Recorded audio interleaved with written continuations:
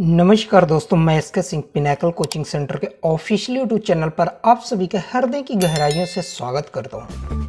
आज की क्लास में दोस्तों हम लोग न्याय निगमन के बारे में बात करेंगे। यह हमारी तीसरी क्लास होगी। जिन लोगों ने अभी तक पहली और दूसरी क्लास नहीं देखा है, प्लीज़ उसको देख लीजिए, जिससे तीसरी क्लास को समझने में आपको कोई दिक्कत न हो। जब तक आप पहली और दूसरी क्लास नहीं देखेंगे, तीसरी क्लास कि आपको हवा तक नहीं लगेगी। तो इसलिए विनम्र भाव से निवेदन है, प्लीज़ पहली और दूसरी क्लास को ज़रूर देखिए। क्लियर है? तो हम लोगों ने पहली क्लास में दोस्तों ने बात किया था कथन कितने प्रकार के हैं। तो पहली क्लास में हम लोगों ने बताया था कथन 4 प्रकार के हैं, ठीक है। और दूसरी क्लास में दोस्तों हम लोगों ने बात किया था कथन से निष्कर्ष बनाने में सीधा वे में और उल्टा वे में निष्कर्ष बनाने में होने वाले परिवर्तन को देखा था।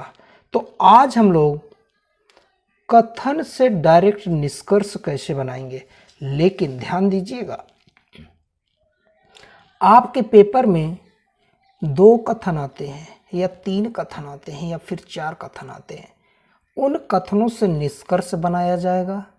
फिर आपसे पूछा जाएगा कौन सा निष्कर्ष सही है, कौन सा गलत है। लेकिन मैं आपको स्टेप बाय स्टेप लेके चलूँगा। तो दोस्तों हम लोग अभी करेंगे, केवल एक कथन को लेंगे, एक कथन लेंगे और एक कथन से बनने वाले सभी निष्कर्ष को लिखेंगे बारी बारी से, ठीक है। तो परेशान मत होइए, मैं वहाँ तक लेके चलूँगा। कहाँ तक? जिस तरह के प्रश्न आपके एग्ज़ाम में आते हैं। थोड़ा सा धैर्य रखिए। क्लियर है? तो चलते हम लोग एक कथन देते हैं। चलो पहला ही कथन लेते हैं। पहला कथन क्या है दोस्तों? आपके पहले बताइए। सभी ए बी हैं, ऐसा ही तो है, लेकिन सभी ए बी हैं इस प्रकार से लिख के आपके पेपर में नहीं आएगा। कैसे लिखा रहेगा? देखिए, सभी आम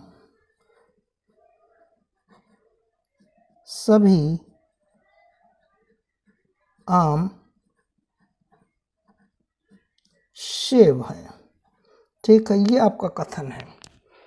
तो दोस्तों इस कथन का निष्कर्ष बनाना है। तो दोस्तों इस कथन के बनने वाले सभी निष्कर्ष को लिखे जाएंगे। तो पहले हम लोग सभी आम सेब है, तो इसका सीधा वे में निष्कर्ष लिखेंगे, ठीक है, मतलब प्रत्यक्ष निष्कर्ष लिखेंगे।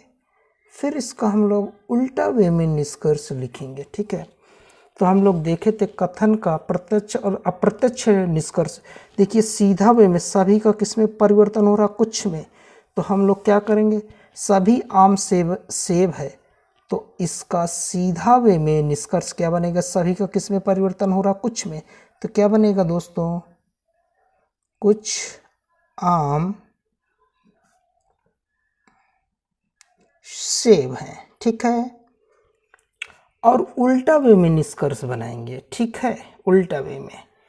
तो देखिए, उल्टा वे में भी सभी का किस में परिवर्तन हो रहा? कुछ में। उल्टा वे में भी सभी का परिवर्तन कुछ में हो रहा है। तो बनाएंगे दोस्तों, किस में बनेगा? उल्टा वे में। सभी किस में बदलेगा? कुछ में, उल्टा वे में। तो कुछ सेब आम हैं, कुछ सेब आम है। दोस्तों गोला गोली से बना के सॉल्व करोगे तो कुछ क्वेश्चनों के जवाब तो आसानी से निकल आते हैं। स्टैंडर्ड लेवल के क्वेश्चन का जवाब देना मुश्किल हो जाता है दोस्तों। तो दोस्तों गुजारिश है, अच्छे से समझिए इसको, ठीक है। तो सभी आम सेब हैं, तो इसका सीधा वे में निष्कर्ष बनेगा कुछ आम, सीधा वे में देखिए, कुछ आम सेब हैं। उल्टा वे में, उल्टा पढ़िए, कुछ सेब आम हैं, उल्टा वे में, ठीक है। तो एक और इसी प्रकार का कथन लेते हैं, उस पर प्रैक्टिस कर लेते हैं। जैसे मैं लिखता हूं, क्या है? सभी पेन कलम है, ठीक है। तो फिर इसके दो निष्कर्ष बनेंगे। दो निष्कर्ष मैक्सिमम, एक कथन दिया जाएगा, सिंगल स्टेटमेंट दिया जाएगा तो इसके अधिकतम दो ही निष्कर्ष बनेंगे।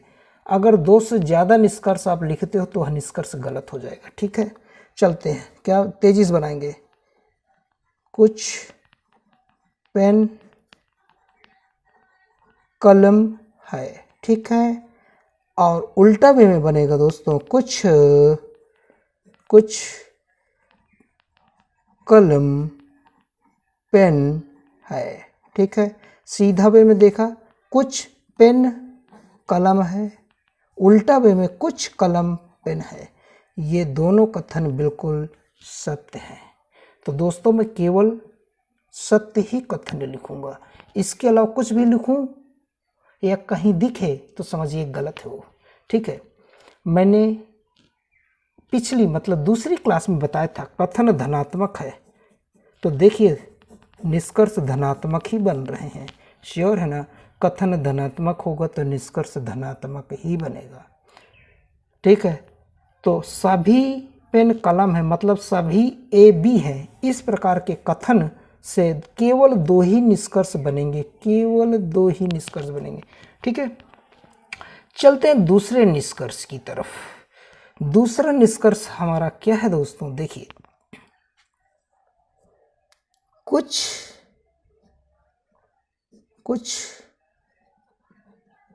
आम सेब हैं, कुछ आम सेब हैं, तो हम इसका निष्कर्ष बनाएंगे। देखिए कुछ आम सेब है मतलब कुछ ए बी है। इस प्रकार के कथन से सीधा वे में निष्कर्ष नहीं बनता है। ये देखिए, देख लीजिए, कथन है, इसका सीधा वे में जब निष्कर्ष बना रहे हैं तो कुछ का निष्कर्ष नहीं बन रहा है, तो ये हमने लगा दिया क्रॉस, मतलब निष्कर्ष नहीं बनेगा। रीजन अभी दे रहा हूँ, अभी जो पिछली क्लास में बताया था रीजन इसका नहीं दिया गया तो उसका रीजन यहाँ पे दिया जाएगा। ठीक है, चलिए उल्टा वे में, उल्टा वे में कुछ का कुछ में होता है कन्वर्जन। देखिए उल्टा वे में जब जा रहा है तो कुछ का कन्वर्जन कुछ में जाता है। ठीक है, चलते हैं, तो कुछ सेब आम है। ठीक है, कुछ सेब आम है। ठीक है, समझ पा रहे हो? तो एक थोड़ा से और कथन लेंगे और उसको समझेंगे। जैसे लिखते हैं, कुछ फैन ट्यूब है। ठीक है, तो चलते हैं सीधा वे में कन्वर्जन। सीधा वे में कन्वर्जन होता ही नहीं है, उल्टा वे में कन्वर्जन क्या बनेगा, क्या बनेगा, कुछ ट्यूब फैन है। ठीक है, तो सुनिए दोस्तों, ये देखिए, जब कुछ से कथन शुरू होता है तो सीधा वे में निष्कर्ष नहीं होता है, तो इसका रीजन लीजिए, इसका रीजन सुनिए। सुनिए, मैंने पिछली क्लास में बताया था क्या, अगर कथन और निष्कर्ष ये है। ठीक है, निष्कर्ष, कथन धनात्मक है तो निष्कर्ष धनात्मक, कथन ऋणात्मक है तो निष्कर्ष ऋणात्मक, और कुछ कथनों के निष्कर्ष तो बनते ही नहीं, तो कोई बात ही नहीं उसकी। ठीक है, इसका रीजन सुनिए। देखिए, कथन में जो बात कही जाएगी, कथन में जो बात कही जाए हूबहू निष्कर्ष में लिखा जाएगा तो वह बात गलत होगी। क्लियर है? मेरी थ्योरी कहती है, क्लियर है? कथन में जो बात कही गई है वही सेम का सेम निष्कर्ष में लिख दिया जाए तो वह निष्कर्ष गलत माना जाएगा। ठीक है, तो चलिए देखिए, जैसे यहाँ कुछ आम सेब हैं, तो कुछ का कन्वर्जन, देखो कन्वर्जन हमेशा हाई लेवल से लो लेवल की ओर होता है, ठीक है। कन्वर्जन हमेशा उच्च स्तर से निम्न स्तर की ओर होता है, ठीक है। तो सभी का कन्वर्जन हमेशा कुछ में होता है, सभी नहीं का परिवर्तन कुछ नहीं में होता है। जैसे लिख के यहाँ दिखाता हूँ मैं, सभी चाहे सीधा वे में हो चाहे उल्टा वे में, किस में बदलेगा, कुछ में। और सभी नहीं चाहे सीधा वे में बदले चाहे उल्टा वे में बदले, किस में बदलेगा, कुछ नहीं में, ठीक है। परिवर्तन हमेशा उच्च स्तर से निम्न स्तर की ओर ही होगा, ठीक है। तो यहाँ पे देखिए, तो कुछ का परिवर्तन अगर मैं कुछ में कर दूं, ठीक है, कुछ का परिवर्तन अगर मैं कुछ में ही कर दूं तो क्या बन जाएगा, कुछ फैन ट्यूब है यहाँ लिख जाएगा, कुछ फैन ट्यूब है लिख जाएगा। तो मैंने तो यहाँ भी बात क्लियर की, जो बात कथन में कही गई है वही बात निष्कर्ष में नहीं कहना। अगर वही बात निष्कर्ष में कहते हो तो वह बात गलत मानी जाएगी। श्योर है ये बात लेके? तो चलते हैं तीसरे कथन की ओर। तो दोस्तों आप लोगों से विनम्र भाव से निवेदन है, तीसरा कथन थोड़ा रोकेंगे हम लोग, चौथे कथन को पहले चौथे कथन के निष्कर्ष बना लेंगे, फिर तीसरे कथन पे आएंगे, ठीक है। तो चलिए देखिए, हम लोग तीसरा नहीं तीसरे को रोकेंगे, चौथे कथन की ओर आएंगे। चौथा कथन बहुत ही आसान है। चौथा कथन क्या है, कुछ आम सेब नहीं है, कुछ आम सेब नहीं है, ठीक है। कुछ नहीं से कथन अगर शुरू होगा तो देखिए, कुछ नहीं से कथन शुरू होगा तो कुछ नहीं का निष्कर्ष सीधा वे में नहीं बनता, कुछ नहीं का उल्टा वे में भी निष्कर्ष नहीं बनता। इसका मतलब कि कुछ नहीं से बनने वाले कथन के निष्कर्ष ना तो सीधा वे में बनते हैं और ना ही उल्टा वे में बनते हैं। तो चौथे प्रकार का कथन तो भैया बहुत आसान है, क्लियर है। चौथे प्रकार का कथन तो बहुत आसान है, ठीक है।